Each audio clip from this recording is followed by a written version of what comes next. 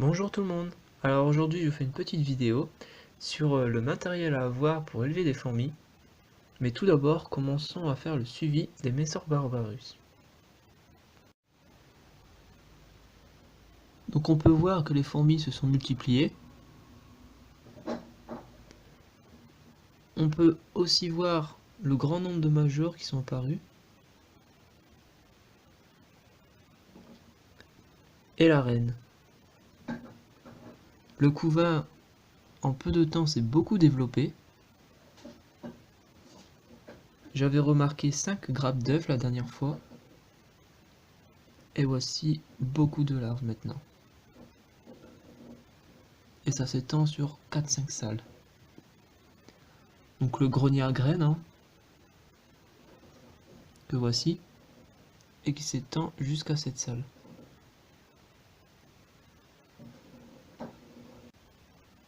Voilà, donc là on peut vraiment voir un gros major. Voilà, sur vidéo on voit pas trop bien, mais il a la tête rouge. Il est vraiment énorme. Alors avec ma lumière, on voit bien les couleurs rouges de la reine par rapport à la dernière fois. Voilà. Donc je vais arrêter là parce qu'elles sont quand même assez stressées avec la lumière. Donc on se retrouve pour l'aire de chasse. Donc voilà l'aire de chasse. Donc il n'y a pas trop de changements hein, depuis la dernière fois. Mis à part que le dépotoir s'étend de la gauche de l'aire de chasse jusqu'à la droite. Donc le plus gros dépotoir c'est ici et quelques déchets se retrouvent par-ci par-là dans l'aire de chasse jusque là-bas. Donc la dernière fois je l'avais pas montré mais il avait bien un abreuvoir ici. Donc je l'avais mis là-bas mais toutes les fourmis elles étaient regroupées à l'entrée donc du coup je l'ai mis ici. Elles se baladent un peu. Ah, donc là on peut voir une petite fourmi qui est grimpée sur la branche. C'est pour ça que j'ai mis la branche d'ailleurs, j'aime bien les voir grimper. Alors j'ai un petit problème avec cette aire de chasse, c'est quand j'ai coulé le plâtre, c'était vraiment pas assez liquide. J'aurais peut-être dû faire plus liquide, enfin je sais pas trop. Il y avait un petit trou, enfin là on le voit pas, mais juste en dessous du sable, juste ici, il y avait un tout petit trou. Et les fourmis y allaient et avaient commencé à creuser, donc je sais pas si vous allez le voir, les petits points blancs dans le sable, à quelques endroits, mais ils sont vraiment tout petits. En fait, elles ont creusé le plâtre et creusé le polystyrène. Donc en fait, la moindre petite entrée, eux, vont continuer à le creuser, hein, donc ça, faut faire attention. Et bon, bah j'ai pas enlevé, hein, j'ai juste recouvert avec le sable, et puis maintenant, elles peuvent plus y aller. Et bah c'est tout, hein. Et des moments, on voit quelques ouvrières essayer de creuser dans le sable, et comme c'est du sable, ça se rebouche aussitôt, donc y a pas de souci pour ça. Elles ont creusé sous la pierre. Donc elles ont creusé par le devant de la pierre, mais là, là où est-ce qu'il y a l'ouvrière, justement, c'est un endroit où elles ont creusé aussi. Bon, on le verra peut-être, non, on le verra pas sur la vidéo, mais bon. Mais sous la pierre, ouais, elles sont bien creusées et elles mettent des déchets, donc je sais pas, on dirait qu'elles enterrent leurs déchets, c'est marrant. Voilà, c'était pour l'aire de chasse. Petite vue d'ensemble, et on se retrouve juste après.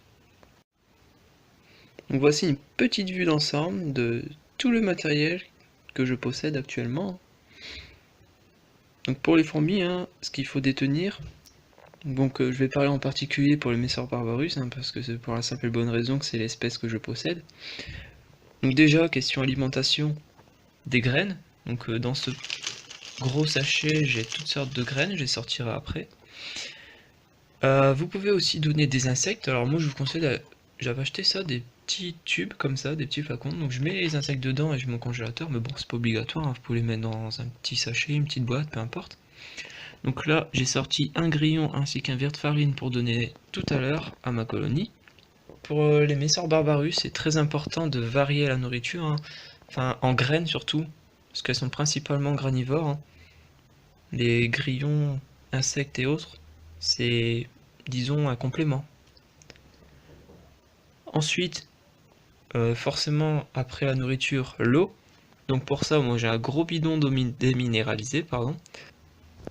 Donc pour mettre l'eau dans l'aire de chasse, soit vous pouvez utiliser, donc là en fait c'est le socle d'un abreuvoir acheté sur internet. Donc le tube qui vient au-dessus, il est dans l'aire de chasse, en fait il a été percé, donc l'eau elle coulait, donc je peux plus l'utiliser. Donc je l'ai gardé parce qu'il pourra me toujours servir quand je mets des liquides nutritifs, si dans l'avenir j'obtiens de nouvelles espèces. Mais en attendant, il me sert pas à grand chose. Sinon, mis à part cela, ça sert d'abreuvoir, hein. Donc vous mettez de l'eau déminéralisée, vous remettez le socle et dans l'aire de chasse, puis c'est bon, vos fourmis peuvent boire. Donc je vous conseille toujours à l'ouverture de mettre un petit bout de coton, parce que sinon vos fourmis elles peuvent rentrer dedans et se noyer à l'intérieur du tube. Donc voilà. Si vous n'avez pas d'abreuvoir, c'est pas grave. Vous pouvez toujours prendre un tube à essai. Donc moi j'en ai un petit en plastique comme ça, voilà. Donc j'utilise pas celui-ci, hein, j'utilise celui de l'abreuvoir cassé. Donc vous mettez les 3/4 d'eau à peu près, et vous mettez un gros bout de coton bien tassé, juste au niveau de l'eau, et puis vos fourmis iront boire directement sur le coton. Ensuite, il vous faudra tout type de thermomètre. Donc là, j'en ai ramené 2, mais j'en ai encore plein d'autres. Alors, un thermomètre spécial terrarium, et un autre, je sais plus où je l'ai eu. Donc je m'en suis servi au départ, enfin pour mes terrariums, mais pour mes fourmis aussi, je me suis servi d'un autre thermomètre par contre.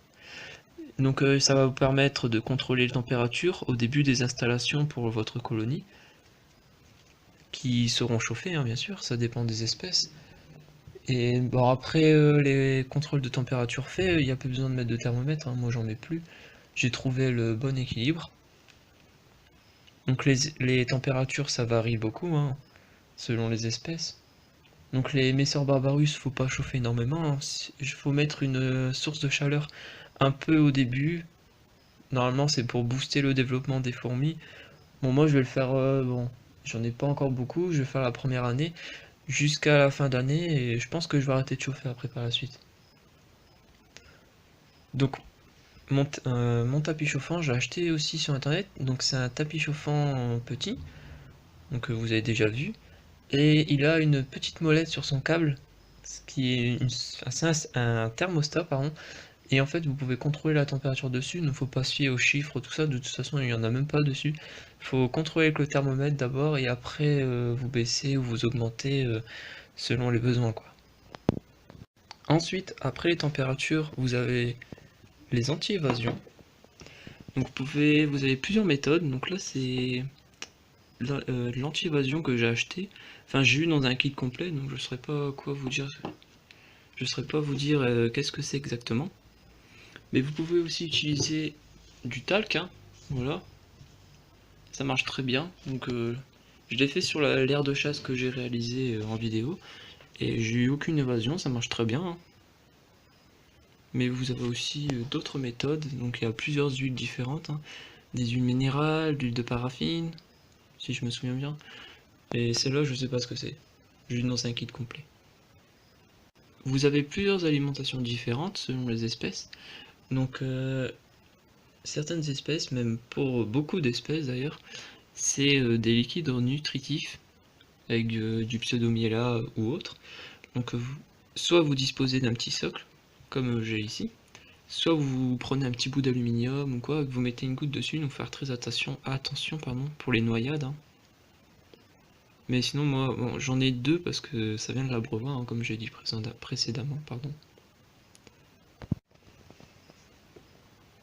Donc voici les différents types de graines que j'utilise pour mes Messor Barbarus.